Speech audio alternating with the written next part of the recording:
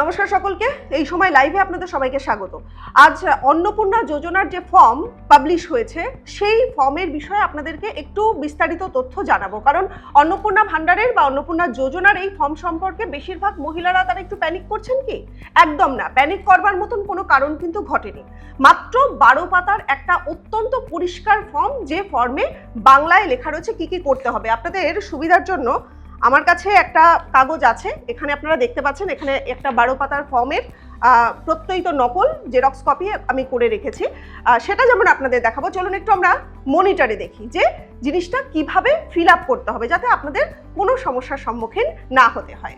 এবার আমাদের সামনে এসে গেছে অন্নপূর্ণা যোজনার ফর্ম, একেবারে একটা ডেমো ফর্ম আজকে আপনাদের দেখাবো। যেটা বলছিলাম, আমরা লং ভিডিওর মাধ্যমে একটা লং স্ক্রিনে আপনাদের দেখাচ্ছি। প্রথমেই দেখুন লেখা রয়েছে অন্নপূর্ণা যোজনা পারিবারিক তথ্য সংগ্রহের ফর্ম, অর্থাৎ আপনার বাড়িতে কতজন সদস্য আছেন, তারা কি কি করেন, পুরো ডিটেলসটা থাকছে এই ফর্মের মধ্যে, যেটা আপনাকে খুব নিখুঁতভাবে পুঙ্খানুপুঙ্খ জমা করতে হবে। কি কি আছে দেখুন, প্রথমে লেখা আছে প্রতিটি বিভাগে স্পষ্ট ক্ষেত্র, টিক, চেকবক্সের বিকল্প এবং নির্দেশাবলী রয়েছে। এখানে দেখতে পাচ্ছেন টিকের জায়গা আছে, কোথায় কি লিখতে হবে সেটাও কিন্তু করা আছে।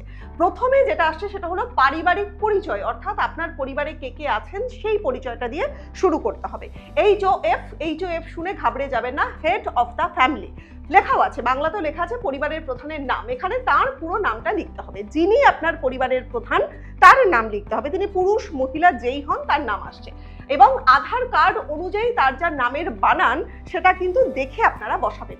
এরপর জন্ম তারিখ, অর্থাৎ হেড অফ দ্য ফ্যামিলি যিনি তার জন্ম তারিখ, পরিবারের প্রধান HOF তার লিঙ্গ, তিনি পুরুষ মহিলা অন্যান্য যেটা হবে সেই বক্সে আপনাদেরকে টিক করতে হবে। নেক্সট আসবো পরিবারের প্রধানের আধার নাম্বার, এই যে আধার কার্ডের যে নাম্বারটা পরিবারের প্রধানের আপনারা এখানে নামটা লিখেছিলেন সেই নাম অনুযায়ী তার আধার নাম্বারটা এখানে আপনাদের বসাতে হবে। পরিষ্কার? এরপরে আসবো আমরা 5 নম্বরের ডিজিটাল রেশন কার্ডের পারিবারিক আইডি, অর্থাৎ যিনি পরিবারের প্রধান তার একটা ডিজিটাল রেশন কার্ড অলরেডি আছে, আপনারা করেছেন ডিজিটাল রেশন কার্ড, সেই ডিজিটাল রেশন কার্ডের যে নাম্বার আইডি সেটা এখানে বসবে। পরিবারের সদস্য সংখ্যা, এখানে আপনাদের ছোট্ট করে একটা কথা বলি, লেখা রয়েছে শুধুমাত্র সংখ্যায়। দেখুন, যেহেতু বিষয়টা যদি আপনারা ইংরেজি অক্ষর দিয়ে ফিল আপ করেন তাহলে কিন্তু খুব সুবিধা হয়, কারণ ডেটাটা এন্ট্রি করতেও সুবিধা হবে। তো এখানে 3, 4, 5 যে কজন আছে সেই সংখ্যাটা এখানে আপনাদেরকে বসাতে হচ্ছে, পরিবারের সদস্য সংখ্যা। তারপর ঠিকানা, স্থায়ী ঠিকানা, অর্থাৎ যেটা আপনাদের স্থায়ী ঠিকানা রয়েছে সেই স্থায়ী ঠিকানাটা এখানে ইনপুট করতে হবে। যোগাযোগের নাম্বারের বিষয়ে একটা বিষয় খুব পরিষ্কার করে বলা আছে, দেখুন এখানে লেখাও আছে, বিশেষত পরিবারের প্রধানের আধার নাম্বার সংযুক্ত মোবাইল নাম্বার, অর্থাৎ যে ফোন নাম্বারটা আপনাদের পরিবারের প্রধান তার আধার কার্ডের সঙ্গে লিঙ্কড রয়েছে যে ফোন নাম্বার, সেই ফোন নাম্বারটা আপনারা এই অংশটার মধ্যে ফিল আপ করে দেবেন, বসিয়ে দেবেন। তারপর নাম, জন্ম তারিখ, লিঙ্গ, পরিবারের প্রধানের সঙ্গে সম্পর্ক, আধার নাম্বার, পরিবারের সকলের সদস্য। কি আছে এই বিষয়টা একটা একটা করে দেখাই। অন্নপূর্ণা যোজনার জন্য আবেদন করা হচ্ছে, দেখুন এখানে লিস্টে করা আছে হ্যাঁ, হ্যাঁ, না ইত্যাদি। আর বয়স 5 বছরের কম হলে আধার NA চিহ্নিত করতে হবে। কি লিখবেন? পরিবারের প্রধান যার নামটা আপনারা প্রথমে এখানে নোটিফাই করেছিলেন, একদম প্রধান, তার নামটাই কিন্তু চলে আসবে, এখানে বসবে। তারপর আসবে সদস্য, ধরুন তার স্ত্রী, তার একটা নাম থাকছে, তার জন্ম তারিখ, তার লিঙ্গ, এবং পরিবারের প্রধান হেড অফ দ্য ফ্যামিলি, তার সঙ্গে তার সম্পর্ক কি। আমরা ধরে নিচ্ছি যে তিনি পরিবারের প্রধানের স্ত্রী, তাহলে সাপোজ এখানে নামটা ধরলাম তমাল বসু, তাহলে আমরা এখানে তার নামটা লিখবো তমাল বসু। তার স্ত্রীর নাম মানে সদস্য নাম্বার 1 যেটা, সেখানে তার স্ত্রীর নামটা বসাবো, এখানে বসাবো ধরুন রিনিকা বসু, সাপোজ নাম দিলাম, তার জন্ম তারিখ দেবো, তার লিঙ্গ, তিনি স্ত্রী লিখবো, এবং পরিবারের প্রধানের সঙ্গে সম্পর্ক কি সেটা বসাবো আমরা এখানে, সম্পর্কটা স্ত্রী এটা বসাবো। আধার নাম্বার মানে যে মহিলার নাম এখানে আমরা লিখলাম তার আধার নাম্বার, একটাতেই বোঝাচ্ছি, পরিষ্কার বুঝে যাবেন। তো আধার নাম্বারটা তার বসে গেল। তারপর সেই ভদ্রমহিলা অন্নপূর্ণা যোজনা বা অন্নপূর্ণা ভান্ডারের জন্য তিনি অ্যাপ্লাই করতে চাইছেন, তাহলে তিনি কি করবেন? তিনি এইখানে এই যে হ্যাঁ, হ্যাঁ, হ্যাঁ এগুলো লেখা রয়েছে, এরকম একটা কলামে হ্যাঁতে টিক করে দেবেন। এটা গেল তার। তারপরে পরিবারের আরো যারা সদস্য, ছেলে মেয়ে বাচ্চা যারা আছে, আমি পরের পাতায় দেখাবো। মোট পরিবারের 5 জনের নাম আপনারা এখানে নথিভুক্ত করতে পারবেন। এবার প্রথমে যার নাম গেল তার নাম ধরুন হ্যাঁ হলো। পরিবারের যে শিশুটি যার বয়স এই যে এখানে দেওয়া আছে, দেখুন 5 বছরের কম, তাহলে আপনারা এই যে জায়গাটাতে কি লিখবেন? আধার কার্ডের জায়গাটা তো ফাঁকা রাখতে পারবেন না, সেখানে আপনারা পরিষ্কার লিখে দেবেন NA, অর্থাৎ 5 বছরের কম যে শিশু তার জন্য আপনারা ওখানে লিখে দিচ্ছেন NA। নেক্সট 2 নম্বর পেজে যে ফার্স্ট পেজ থেকে 1 2 3 এই যে 3 4 5 পরপর 5 জনের নাম এখানে নথিভুক্ত হবে, আপনাদের দেখিয়ে দেবো আমি। আসুন, এই হলো সদস্য নম্বর 3, সদস্য নম্বর 4, সদস্য নম্বর 5 জনের নাম এখানে নথিভুক্ত করতে হবে। এবার যেরকম বলছিলাম যে যিনি হেড অফ দ্য ফ্যামিলি, তারপরে তার স্ত্রী, তার পুত্র, কন্যা বা তারও ছোট যদি কোনো শিশু থাকে, সেগুলো এইভাবে আমরা ফিল আপ করবো। যারা অন্নপূর্ণার জন্য আবেদন করছেন না তারা কিন্তু এখানে এই হ্যাঁতে টিক করবেন না। ধরুন পরিবারের সেই ছেলেটি, একটি বাচ্চা ছেলে আছে বা তার 18 বছর হয়নি, একটি মেয়ে আছে, এরকম তারা কিন্তু এখানে এই হ্যাঁতে টিক করবেন না। যিনি অ্যাপ্লাই করবেন শুধুমাত্র তাদের জন্যই এই হ্যাঁ অপশনটা খোলা রয়েছে। মিটে গেল। তারপর পরিবারের প্রধান এবং পরিবারের সকল প্রাপ্তবয়স্ক সদস্যের ব্যাংক অ্যাকাউন্ট, সেই ব্যাংক অ্যাকাউন্টের একটা ডিটেলস আপনাদের দিতে হবে। প্রথমেই সমস্ত এই ধরনের কলামগুলো, এই যে একটা একটা করে কলাম আছে, এগুলো ফিল আপ করার সময় প্রথমেই কিন্তু আমরা হেড অফ দ্য ফ্যামিলি, যার নাম আমরা একদম প্রথমে লিখেছিলাম, সেই হেড অফ দ্য ফ্যামিলি তার ব্যাংকের, কোন ব্যাংকের আন্ডারে, ধরুন যে কোনো একটি ব্যাংক, সেই ব্যাংকটা লিখতে হবে অমুক ব্যাংক, তার অ্যাকাউন্ট নাম্বার এবং সেই অ্যাকাউন্ট নাম্বারের পর ব্যাংকের যেটা আইএফএসসি, এই তিনটেই চাওয়া হচ্ছে। ব্যাংকের নাম, অ্যাকাউন্ট নাম্বার, আইএফএসসি কোড, যিনি হেড অফ দ্য ফ্যামিলি তার। পাশাপাশি আরেকটা কথা লেখা আছে দেখুন, ডিবিটি ক্রেডিটের জন্য আধার লিঙ্ক যুক্ত ব্যাংক অ্যাকাউন্ট প্রদান করুন। ডিবিটি লিঙ্ক অলরেডি আপনারা অনেকে করিয়ে ফেলেছেন। ডিবিটি লিঙ্কটা কোনো চিন্তা করবার মতন কোনো বিষয় নয়। ডিবিটি হচ্ছে কি ডাইরেক্ট ব্যাংক ট্রান্সফার বা ডিরেক্ট ব্যাংক ট্রান্সফার, অর্থাৎ টাকাটা সরকার যখন আপনাকে দিচ্ছেন একেবারে তো নগদে আসছে না, ব্যাংক ট্রান্সফারের মাধ্যমে হবে। সেই ব্যাংক ট্রান্সফারটা কিরকম হবে? ডিবিটি আধার কার্ডের সঙ্গে ক্রেডিটের জন্য আধার লিঙ্ক যুক্ত ব্যাংক অ্যাকাউন্ট, অর্থাৎ আপনার ব্যাংক অ্যাকাউন্টের সঙ্গে আধার যেন লিঙ্ক থাকে, ঠিক আগের মতোই, যেমন আধার কার্ডের সঙ্গে ফোন নাম্বার লিঙ্ক ছিল, একই রকমের। তো হেড অফ দ্য ফ্যামিলি যিনি, তার এই ডিটেলসটা এখানে আপনারা ফিল আপ করবেন। তারপর যারা সদস্য আছে, ঠিক সদস্য আগে যেমন ফিল আপ করছিলেন সেইভাবেই ফিল আপ করবেন। এবার এগুলোর মধ্যে যার ব্যাংক অ্যাকাউন্ট আছে তার ব্যাংকের নাম, account number, IFSC code, that's it. এই হলো 2 নম্বর পৃষ্ঠাটা আপনাদের বুঝিয়ে দিলাম। এর পরের পৃষ্ঠায় আসবো আমরা 3-এও দেখুন ওই পৃষ্ঠাটা গেল। এবার আমরা 11 নম্বরে ঢুকবো। কি আছে 11 নম্বরে? খুব সহজ কিছু বিষয় এখানে কিন্তু নোটিফাই করা রয়েছে, কঠিন কিছুই নয়। এপিক নাম্বার, HOF এবং সকল প্রাপ্তবয়স্ক সদস্য ভোটার তালিকার অংশ নম্বর সহ। HOF করা আছে মানে এপিক নাম্বার, আপনারা অলরেডি জানেন এপিক নাম্বার হচ্ছে আপনাদের ভোটার কার্ডে যে নাম্বারটা রয়েছে সেই নাম্বারটা। তো সেই নাম্বারে কি হচ্ছে, বিধানসভার ক্ষেত্র অংশ এটা লিখতে হবে, আপনার epic number, head of the family তার এপিক নাম্বারটা দিতে হবে। এরপর পরপর সদস্য, যেমন সদস্যদের 5 জনের ডিটেলস আমি বলছিলাম, maximum 5 persons in a family, ঠিক তেমন ভাবে 5 জনের এপিক নাম্বার দেবেন, মানে ভোটার কার্ডের যে নাম্বারটা আছে সেটা দেবেন, কোন বিধানসভার আন্ডারে আপনারা পড়ছেন সেটা লিখবেন এখানে, এবং তার পার্ট নাম্বার, অংশ মানে পার্ট নাম্বার। যদি বুঝতে অসুবিধা হয়, অলরেডি কিছুদিন আগে আপনারা ভোট দিয়েছেন, আপনাদের কাছে সেই ভোট দেওয়ার ফলে যে কাগজটা সেটা আপনাদের আছে, অংশ নম্বর বা এই যে বিধানসভার ক্ষেত্র সেগুলো আপনাদের কাছে নোটিফাই রয়েছে। যদি না থাকে কাছাকাছি আপনারা বিএলওর কাছে জিজ্ঞাসা করবেন, একেবারে হাতে সফট কপি পেয়ে যাবেন বা হার্ড কপিও পেয়ে যাবেন। তো এগুলো ফিল আপ করতে আশা করি সমস্যা হবে না। এবার কি কি বিভাগ, বিভাগে আছে কি অসংরক্ষিত, অসংরক্ষিত আর্থিকভাবে দুর্বল শ্রেণী, তপশিলি উপজাতি, মানে একটু ইংরেজিতে বলি সুবিধা হবে, ইউআর আছে, ইউআর, ইডব্লিউএস আছে, এসসি, এসটি, ওবিসি, পিভিটিজি। কে কোন অংশের মধ্যে পড়ছেন, ধরুন কেউ এসসি বা এসটি, তিনি কি করবেন, ছোট্ট করে এখানটায় টিক করে দেবেন। বা যদি ধরুন কেউ মনে করছেন বা যিনি জানেন তিনি ওবিসি, তো ছোট্ট করে লাস্টের আগে এই ওবিসির ঘরে ছোট্ট করে একটা ক্লিক হবে, মানে টিক বক্স পূরণ হবে। হয়ে গেল। এখানে কি লেখা আছে দেখুন, প্রযোজ্য শংসাপত্র যেমন জাতিগত আর্থিকভাবে দুর্বল শ্রেণী শংসাপত্র, ক্রিমিলেয়ার শংসাপত্র ইত্যাদি, অর্থাৎ যিনি এইটা ফিল আপ করবেন তার কাছে যেন সেই সার্টিফিকেটটা থাকে, যেমন OBC certificate, SC ST certificate, যেগুলো আপনাদের কাছে অলরেডি রয়েছে, প্রোভাইডেড করাই আছে, সেগুলোই কিন্তু যেন আপনাদের কাছে এটা থাকে। এরপর আমরা আসবো রেশন কার্ড বা খাদ্য ভর্তুকি, সঠিক হলে টিক চিহ্ন প্রদান করুন। কি আছে, সঠিক হলে টিক চিহ্ন কিভাবে প্রদান করতে হবে? আসুন 4 নম্বর পেজে আমরা দেখব, আপনার কি ডিজিটাল রেশন কার্ড আছে? যদি থেকে থাকে ডিজিটাল রেশন কার্ড, একদম চোখ বন্ধ করে এখানে টিক করে দেবেন, হ্যাঁ গিয়ে টিক করে দেবেন। আর যদি না থেকে থাকে তাহলে না গিয়ে টিক করে দেবেন। এই যদি ধরুন আপনার নেই তাহলে না করে দেবো, কিংবা যদি আমার আছে তাহলে আমরা এখানে হ্যাঁ করে দেবো। যদি হ্যাঁ হয় তাহলে কি শুধু তো হ্যাঁ নয়, কার্ডের এবার ধরনটাও আপনাকে জানাতে হবে। কি ধরনের কার্ড? এখানে 6 ধরনের কার্ডের কথা এখানে বলা রয়েছে। পরপর AAY আছে, PHH আছে, SPHH আছে, এরকম 6টা কার্ড আছে। তো আপনার কাছে যে ডিজিটাল রেশন কার্ডটা আছে তার যে 6টা রকম, তার মধ্যে যে রকমটা আছে সেটা টিক করলেন। পরিবারটি রেশন দোকান থেকে মাসিক রেশন তুলছে কিনা, প্রত্যেক মাসে আপনি এবং আপনার পরিবারের সকলে রেশন দোকান থেকে রেশন তুলছেন কিনা, যদি হ্যাঁ হয় হ্যাঁ, না হলে না। সম্পদ, তার কতটা সম্পদ আছে সেটা জানতে হবে এবং সঠিক হলে টিক চিহ্ন প্রদান করুন। এখানে যদি সম্পদ থেকে থাকে তাহলে হয়ে যাবে টিক। নেক্সট আসে কি বাড়ির ধরন, কি ধরনের বাড়িতে আপনারা বসবাস করেন বলছিলাম না, অত্যন্ত সহজ পদ্ধতিতে বোঝানো রয়েছে। এখানে পরিষ্কার লেখা, আপনার বাড়িতে কি 3 বা তার বেশি পাকা ঘর রয়েছে?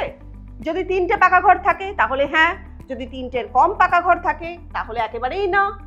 পরিষ্কার হয়ে গেল। তারপর পারিবারিক জমির মালিকানা, আপনার পরিবার, যে পরিবারে আপনি বসবাস করেন তাদের কতটা জমি আছে সেইটার ক্ল্যারিফিকেশন এখানে লাগবে।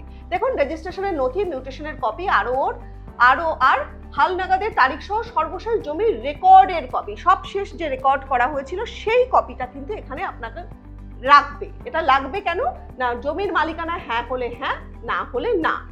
হয়ে গেল। তারপর আসে পরিবারের সকল সদস্যের মোট জমির পরিমাণ। ঠিক সকল সদস্য মানে আপনারা যতজন, HOF head of the family থেকে যতজন আপনারা একটা পরিবারের মধ্যে রয়েছেন তারা প্রত্যেকে মিলে কতটা জমির অংশ আপনাদের মধ্যে রয়েছে, এখানে একটা শতকে উল্লেখ করতে হবে যে এত শতক, 5 শতক, 10 শতক, এত শতক জমি তার মালিকানা আছে। রেজিস্ট্রেশনের নথি কিন্তু এখানেও দেখতে লাগবে। আর কি আছে, এবার একটু গাড়ি ঘোড়ার বিষয়ে কথা বলি। আমাদের প্রত্যেকের কাছে 2 চাকা বা 4 চাকার গাড়ি আছে, কারণ নেই। তো সেক্ষেত্রে কি আছে, যানবাহন, আপনি বা আপনার পরিবারের কোনো সদস্য কি অবাণিজ্যিক মোটর চালিত 4 চাকার গাড়ি আছে? অবাণিজ্যিক মানে এটা কিন্তু বাণিজ্যিক গাড়ি নয়, এরকম মোটর চালিত 4 চাকার গাড়ির উল্লেখ আছে। যদি থাকে তাহলে হ্যাঁ, যদি না থাকে তাহলে না। যদি হ্যাঁ হয়, যদি আপনার কাছে অবাণিজ্যিক 4 চাকার গাড়ি থেকে থাকে তাহলে কি করবেন, এখানে গাড়ির সংখ্যা উল্লেখ করতে হবে, গাড়ির নাম্বার দেবেন, গাড়ির রেজিস্ট্রেশন নাম্বার দেবেন। বেশ, এইটুকু হয়ে গেল। যদি না হয় তাহলে তো এগুলো আপনাকে কিছুই করতে হবে না, হলে হ্যাঁ বা না। পরিবার ভিত্তিক সদস্যের স্বাস্থ্য বীমা, হেলথের উপর কোনো স্কিম আছে কিনা, যদি না হয় তাহলে ভালো, না হয়ে গেল। আর যদি না হয়ে থাকে, এখানে যদি স্বাস্থ্য বীমা থেকে থাকে, আমাদের প্রত্যেকেরই কম বেশি স্বাস্থ্য বীমা থাকে, সেক্ষেত্রে হ্যাঁ হলে কি হবে, সরকারি বা বেসরকারি বীমার অঙ্ক, প্রিমিয়ামের বিবরণ সহ উল্লেখ করতে হবে। মানে কত টাকার ইন্স্যুরেন্স করা হয়েছে এবং সেই ইন্স্যুরেন্সের বিবরণটা দিতে হবে। কার কার বিবরণ? ঠিক একইভাবে আগের মতো হেড অফ দ্য ফ্যামিলির লাগবে, সরকারি বা বেসরকারি কি ধরনের ইন্স্যুরেন্স করিয়েছেন, বিমার অঙ্ক কত টাকার, প্রিমিয়ামের বিবরণ, কি ধরনের প্রিমিয়াম করিয়েছেন, হেড অফ দ্য ফ্যামিলি। তারপর একে একে সদস্য 1, 2, 3, 4 এবং 5, আপনারা জানেন 5 জন করে এখানে কিন্তু করা হচ্ছে। 4 নম্বর পেজ কমপ্লিট। 5-এ আসবো, আয় বা পেশা, কোন সদস্য কি আয়কর বা পেশাগত কর প্রদান করেন? প্যান কার্ড, ট্যাক্স পেয়ার তারা কিনা। দেখুন এখানে লেখাই রয়েছে প্যান বা পি ট্যাক্স, অর্থাৎ কোনো পেশাগত আয়কর তারা দান করছেন কিনা সেটা এখানে জানাতে হবে, হ্যাঁ বা নাতে উল্লেখ করতে হবে।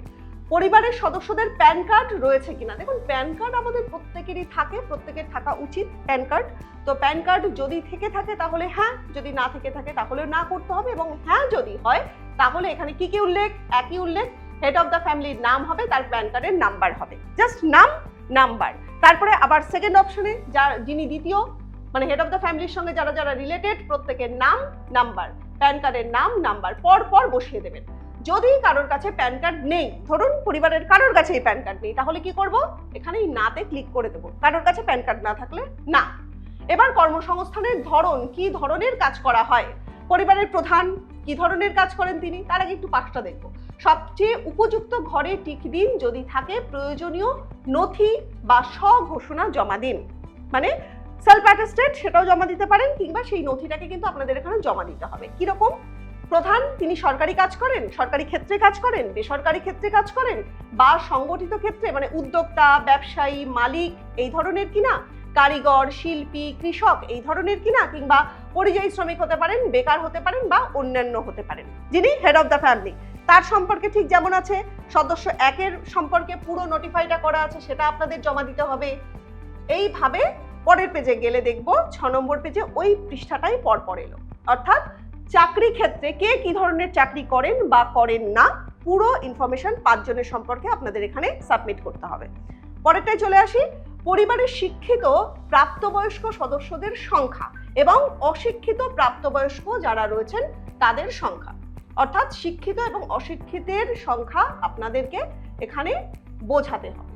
বুঝিয়ে দিই, কতজন শিক্ষিত প্রাপ্তবয়স্ক আছে। ধরুন বাড়িতে 5 জনের কথা আমাদের বলতে হবে, ধরুন 3 জন শিক্ষিত, তাহলে এখানে আমরা 3 লিখে দিতে পারি। অশিক্ষিত 2 জন ধরে নিন, তাহলে আমরা এখানে 2 লিখে দিতে পারি, যে কজন যেভাবে রয়েছেন। আর কি, পরিবারের সকল শিক্ষিত প্রাপ্তবয়স্ক সদস্যের সর্বোচ্চ শিক্ষাগত যোগ্যতা প্রদান করুন। শিক্ষিত কত দূর পড়াশোনা করেছেন, কত দূর পড়াশোনার সার্টিফিকেট রয়েছে সেটা দিতে হবে এবং এখানে উল্লেখ করতে হবে কতজন। পরিবারের প্রধান ধরে নিচ্ছে তিনি শিক্ষিত, তাহলে আমি শিক্ষিততে টিক করব। তারপর সদস্য যারা রয়েছেন ধরে নেব যে যিনি প্রথম সদস্য তিনি ধরুন অশিক্ষিত, তাহলে আমরা এখানে অশিক্ষিততে ক্লিক করব। এইভাবে 5 জনের ডিটেল নোটিফিকেশন কিন্তু আমরা এখানে পেয়ে যাব। তারপর আসবে কোন সদস্য কি কোনো সাংবিধানিক পদ, মন্ত্রী, সাংসদ, বিধায়ক, পৌরস্থানীয় সংস্থা বা পঞ্চায়েত সংস্থার প্রাক্তন বা বর্তমান ধারক কিনা। অর্থাৎ আপনাদের ফ্যামিলির এমন কেউ আছেন যিনি এই ধরনের পদগুলো আগে পদে ছিলেন বা এখন রয়েছেন কিনা। যদি থেকে থাকেন তাহলে হ্যাঁ, যদি না থেকে থাকেন তাহলে না। আর যদি এই পদে থেকে থাকেন, যদি হ্যাঁ হয়, তাহলে কি হবে, তার সদস্য নাম্বার, তার যে নাম্বারটা রয়েছে এই সদস্য হবার সেই নম্বরটা জমাও দিতে হবে এবং তার সঙ্গে কিন্তু নথি জমা দিতে হবে।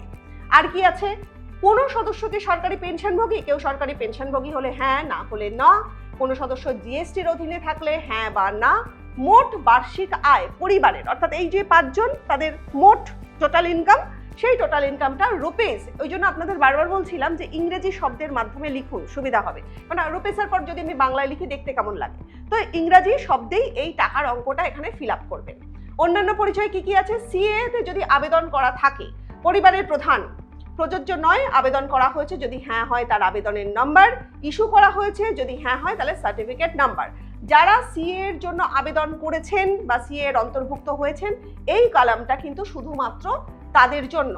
এই যে উমো নম্বরের 1 তো হলো, এরপর পরপর 8 নম্বর পৃষ্ঠাতে গেলেও আমরা একই দেখব সদস্যদের সম্পর্কে। সিএএ যারা করেছেন, যারা করেননি এখানে ক্লিয়ার করতে হবে। তারপরে আমরা কিসে আসবো, কিষাণ ক্রেডিট কার্ড, কেসিসি আছে। তারপরে এই কিষাণ ক্রেডিট কার্ডের সঙ্গে আরো বেশ কিছু কার্ডের উল্লেখ করা আছে, কার্ডগুলো একবার দেখিয়ে দেবো আপনাদের।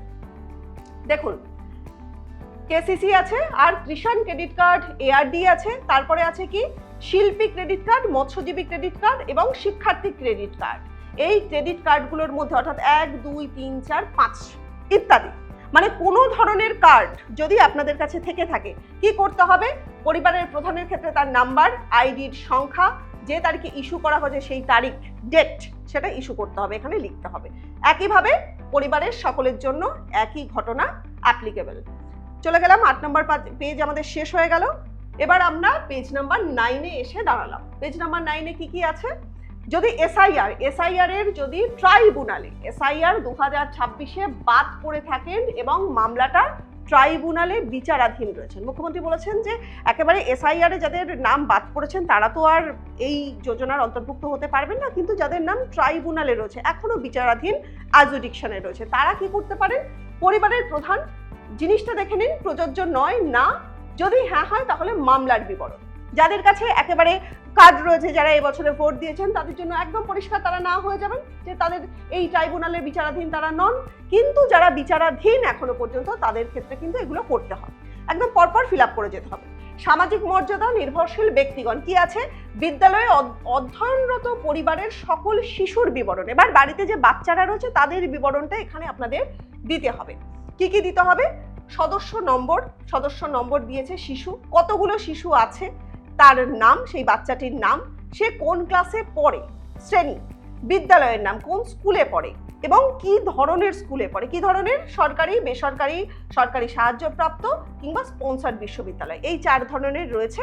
এবার এটাকে না দুটো ডিভিশনে করে দিয়েছে, একটা হচ্ছে সরকারি সাহায্যপ্রাপ্ত স্পন্সর্ড, আর একটা করেছে বেসরকারি। আপনার বাচ্চা যদি বেসরকারি স্কুলে পড়ে তো বেসরকারি টিক, যদি এই ধরনের এই 3টের মধ্যে পড়ে তাহলে এটাতে টিক। একদম খুব সহজ, শিশুর নাম দেবেন, ক্লাস দেবেন, কোন স্কুলে পড়ে দেবেন এবং তারপর এই ডিভিশনটা করে ফেলবেন। 10 নম্বর পেজে আসবো, এখানেও ঠিক একই, শিশুদের টিকাকরণ। একদম ছোট্ট শিশু সরকারি যে স্বাস্থ্যকেন্দ্রগুলো রয়েছে সেখান থেকে টিকাকরণ করানো হয়েছে এবং সেই কার্ডগুলো অবশ্যই আপনাদের যত্ন করে রাখতে হয়। তো সেই কার্ডের নাম্বারটা কিন্তু এখানে যাওয়া হয়েছে শিশুদের বিবরণের মধ্যে। কি যাওয়া হয়েছে, যে এই যে সদস্য রয়েছে যে শিশুটি, তার টিকাকরণ শুরু হয়েছে কিনা, সম্পূর্ণ হয়েছে কিনা, কিংবা যদি টিকাকরণ না হয়ে থাকে তাহলে হয়নি, হ্যাঁ টিকাকরণ শুরু হয়েছে বা সম্পূর্ণ হয়েছে, টিকাকরণ করা হয়নি। এইভাবেই প্রত্যেকটা শিশু সম্পর্কে কিন্তু এখানে ডেফিনেট ভাবে দিতে হবে। যদি হ্যাঁ হয় তাহলে টিকাকরণের কার্ড, আইডি, যদি না হয় তাহলে শেষ টিকা নেওয়ার তারিখ, টিকা না নেওয়ার কারণ। টিকাকরণ সম্পর্কে কিন্তু ডিটেল এখানে আপনাদের ব্রিফিং করে দিলাম। টিকাকরণটা দিতে হবে, জমা দিতে হবে যে কোনগুলো হয়েছে কোনটা হয়নি। পরের পেজে আসবো, সরকারি প্রকল্পের আওতায় সুবিধা। কি কি সুবিধা? ডিবিটি। আপনি কি কোনো সরকারি প্রকল্পের সুবিধা ডিবিটির মাধ্যমে পাচ্ছেন কিনা, ডাইরেক্ট ব্যাংক ট্রান্সফারের মাধ্যমে সরকারি সুবিধা পাচ্ছেন কিনা। দেখুন, সরকারি অনেকগুলো প্রকল্প ইতিমধ্যে চালু ছিল এবং নতুন সরকার এসে বলেছেন যে সেই প্রকল্পগুলো কিন্তু চালু থাকবে। তো সেই প্রকল্পের মধ্যে ডাইরেক্ট ব্যাংক ট্রান্সফারের মাধ্যমে কোনো সুবিধা আপনারা পাচ্ছেন কিনা, পরিবারের প্রধান পাচ্ছেন কিনা, হ্যাঁ বা না, এবং যদি কতগুলো প্রকল্পের মধ্যে পাচ্ছেন সেখানে প্রকল্পগুলোর নাম এখানে নোটিফাই করতে হবে, পরপর দিতে হবে যে কতগুলো প্রকল্পের সুবিধা তারা পাচ্ছে না। যদি না পেয়ে থাকেন, যদি বাড়ির কেউ কোনো প্রকল্পের আওতায় পড়ছেন না, তাহলে পরিষ্কার নাতে গিয়ে ক্লিক করে দিতে হবে। এটা কিন্তু প্রত্যেকটা সদস্যের জন্য একজন একজন করে আলাদা আলাদা করে কিন্তু এটা দেখানো হয়েছে। 12 নম্বর পেজে আমরা এবার একটু যাব, একেবারে শেষ পেজ। দেখছেন কত তাড়াতাড়ি কত সুবিধাভাবে হয়ে যাচ্ছে। লাস্টের আসছে বাদ দেওয়া হলে কারণ অফিসার কর্তৃক পূরণীয়। যদি নাম বাদ যায়, অন্নপূর্ণা যোজনার জন্য যদি নাম না নেওয়া হয় তাহলে অফিসার কর্তৃক পূরণীয় এই কলামটা আপনারা কেউ পূরণ করবেন না, এই কলামটা পূরণ করবেন না, কারণ এখানে বলে দিচ্ছে বাদ দেওয়া হলে কারণ অফিসার কর্তৃক পূরণীয়। তারপর আসছি ঘোষণা কি, আমি এই মর্মে ঘোষণা করছি যে উপরের প্রদত্ত তথ্য আমার জ্ঞান এবং বিশ্বাস অনুযায়ী সত্য এবং প্রযোজ্য ক্ষেত্রে আমি সকল সহায়ক নথি প্রদান করেছি এবং উপরে উল্লিখিত কোনো মানদণ্ড বাদ দিইনি। আমি অবগত যে আমার প্রদত্ত কোনো তথ্য মিথ্যা প্রমাণিত হলে আমার সামাজিক সুরক্ষা সংক্রান্ত সুবিধা সমূহ বন্ধ হয়ে যাবে। তো সেইটা এখানে পরিষ্কার এখানে ঘোষণা করে দেওয়া হয়েছে এবং এইখানে আপনি সম্মত, এখানে আপনি আপনার সিগনেচার করবেন। এই ফর্মটি যাচাইযোগ্য, যে ফর্মটা আপনি জমা দেবেন সেটাকে যাচাই করতে হবে। আর কি দ্রষ্টব্য বলে একটা ছোট্ট কলাম আছে। এতক্ষণ আমরা পরিবার পরিবার পরিবার বলছিলাম, পরিবার জিনিসটা কি সেটাও কিন্তু এখানে একদম পরিষ্কার করে দেওয়া হচ্ছে। আপনাদের বলছিলাম যে 12 পাতার ফর্ম ভেবে একদম ভয় পাওয়ার মতো কোনো কারণ ঘটেনি, পরিষ্কার বাংলায় লেখা রয়েছে। এতক্ষণ পর্যন্ত আপনাদেরকেও আমি বলেছি, আশা করি না বোঝার মতন কিছু ছিল না। তো পরিবার কি? পরিবার বলতে এমন একদল ব্যক্তিকে বোঝায়, কাপল অফ পার্সনস, এমন একদল ব্যক্তিকে বোঝায় যারা সাধারণত একসঙ্গে বাস করেন এবং একই রান্নাঘর থেকে খাবার গ্রহণ করেন। পরিবার হলো তারা যারা একসঙ্গে থাকেন, একসঙ্গে খান, একই রান্নাঘর থেকে খাওয়া দাওয়া করেন, তাদেরকেই পরিবারে ইনক্লুড করা হবে। তো পরিবারের সদস্য সংখ্যা আপনারা 5 জন ম্যাক্সিমাম দিতে পারবেন, সেটা তো আগেই জানালাম। এবার এন্ড অফ ফর্ম, সবার শেষে আপনাদের আর করার মতন কোনো কাজ নেই। একদম নথি যা যা নথি আছে সেগুলো আপনারা জমা দিচ্ছেন, আপনারা ফর্ম ফিল আপ করছেন। তার সঙ্গে শুধুমাত্র সরকারি ব্যবহারের জন্য, এটা শুধু অফিসার্স বা অফিস ইউজ অনলি বলে যেটা লেখা থাকে সেটা, এখানে আপনারা হাত দেবেন না। অতএব আমি আবেদনপত্রটি গ্রহণ বা প্রত্যাখ্যান করার জন্য সুপারিশ করছি। যিনি অফিসার তিনি এই সুপারিশটা করবেন। এখান থেকে আপনাদের আর কোনো কাজ নেই, এখান থেকে আর কোনো কাজ আপনাদের জন্য নেই। এই পরিবার বলতে কি বোঝায় এখানেই আপনাদের কাজ শেষ। নিচে সাইন এখানে লাস্টে করবেন, করে যতগুলো ফর্মের সঙ্গে যা যা নথি চেয়েছে সেই নথিগুলো জমা দেবেন। ব্যাস, ক্লিয়ার, দ্যাটস অল। এই হয়ে গেল আজকের অন্নপূর্ণা যোজনা বা অন্নপূর্ণা ভান্ডারের যে ফর্ম প্রকাশিত হচ্ছে সেই ফর্মের একেবারে ব্রিফিং, একেবারে ডিটেলস। এতক্ষণ আমি রনিপা আপনাদের সঙ্গে ছিলাম এই সময় লাইভে। যাবতীয় গুরুত্বপূর্ণ খবর এবং তথ্য জানার জন্য নজর রাখতেই হবে এই সময় লাইভে।